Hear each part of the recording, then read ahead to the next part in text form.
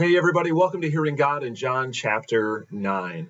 And my highlight today comes in the context of Jesus encountering a man who had been born blind and was now 38 years old. And so before we go too far into the text, I want us just to take a minute just to ponder what that must have been like. The challenges that this man must have had to have never had eyesight and now be 38 years old.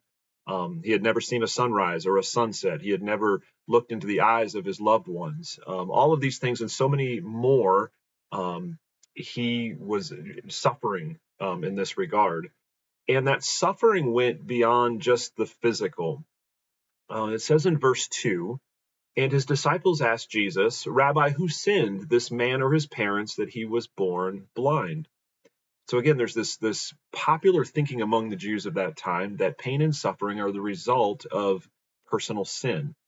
And so not only was this blind man suffering physically, but he's suffering shame and probably a lot of deep, heartfelt questions about why he was in the situation that he was in. And so not just the physical suffering, but there's a certain emotional suffering that this man encountered as well, and probably being shamed and shunned in society itself because of their thought that something terrible must have been done by this man or his parents. But Jesus said in verse 3, Jesus answered, it was not this man that this man sinned or his parents, but that the works of God might be displayed in him. And so we're confronted in this passage about the question of pain and suffering. And we all encounter to some degree pain and suffering. And I know that some of you have encountered this to the extreme. And so I don't want to in any way trivialize that. But I do think we learn some important principles in this passage about pain and suffering. And as we take into account the full counsel of God, we correct that faulty Jewish thinking of the time that all pain and suffering is the result of personal sin. I think sometimes it is, but I think overwhelmingly more commonly, our pain and suffering is simply because of the fact that we live in a fallen world, a world that is under a curse of sin. And so regardless of how close you are to God, how spiritual you are, we're going to encounter pain and suffering in this world.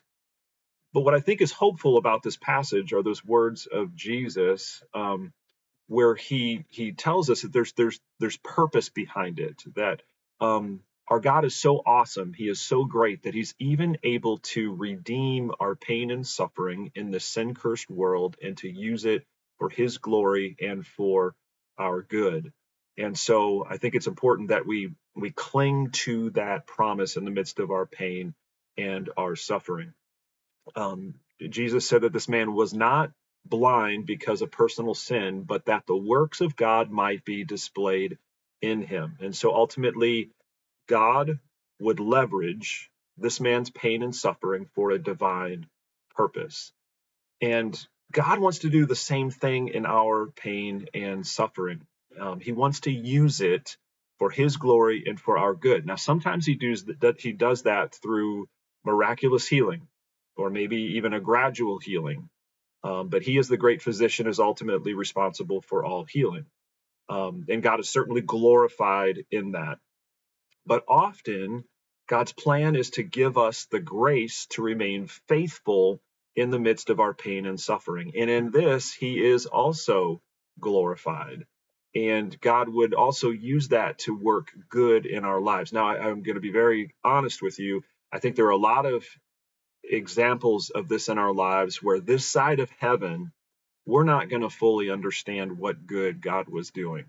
And so we're going to have to cling to that promise by faith and trust him that, God, I don't see it, but I know that your word is true. And so I'm going to trust you through the pain and suffering and receive the grace that you're giving me. And I'm going to give glory to you in the midst of it. And I truly believe that someday we'll see the other side of the tapestry and we'll understand what God was doing and exactly how it was ultimately for good and for his glory. Now, in the application part of my Hear Journal today, I just simply said, hey, left up to me, I'll take the healing, right? But it's not up to me. And it's not up to you either. It's up to God. But what is up to me and what is up to you is how we will respond to the pain and suffering.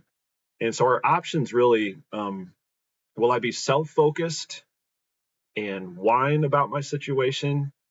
Or will I be God focused and ponder all of the ways that He might use this situation for His glory and for my good? And again, I don't pretend that that is easy.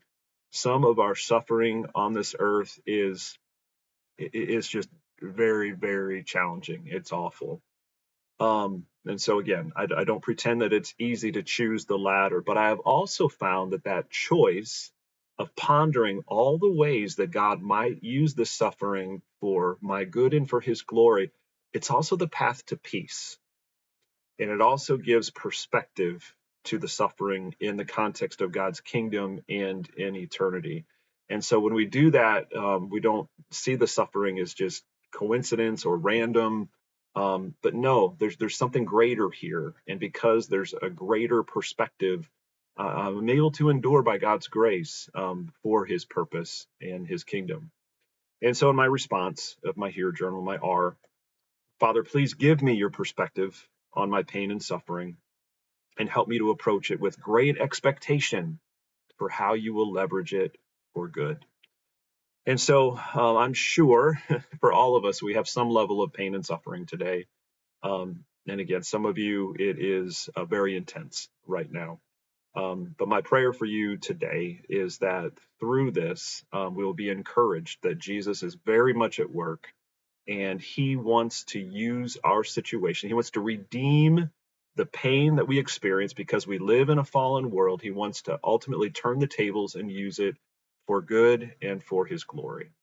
And so, anyway, if I can specifically pray for you in the midst of what you're going through right now, please reach out to me. I'd love to hear from you, and I'd love to share that with you. So, hope you have a wonderful day. We look forward to joining you again soon.